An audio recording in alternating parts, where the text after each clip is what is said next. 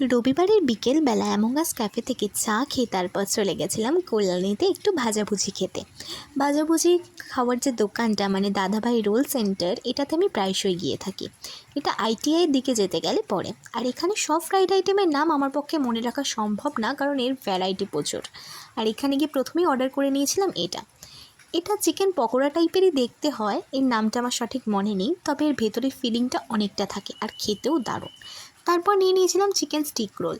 এর ভিতরে ফিলিংটা বেশি না থাকলেও এর টেস্টটা ভালো। আর দেখতেই পাচ্ছ কেমন ধোয়া ওটা খাবার এরা সার্ভ করেছে, জাস্ট অসাধারণ। তারপর নিয়ে নিয়েছিলাম চিকেন কাটলেট, আর চিকেন কাটলেটটা খেতেও মোটামুটি ভালো ছিল। এটার শেপটা একটু আলাদা হলেও খেতে জাস্ট দারুণ ছিল।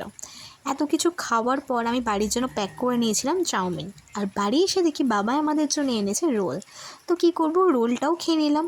রোলটা খাওয়ার পর আমার আনা যে চাউমিনটা ছিল মানে দাদাভাই রোল সেন্টারের থেকে, ওটাও আমরা খেতে বসে গেলাম রাত্রিবেলার ডিনার হিসেবে। আর এই দাদাভাই রোল সেন্টারের চাউমিনটা বেশ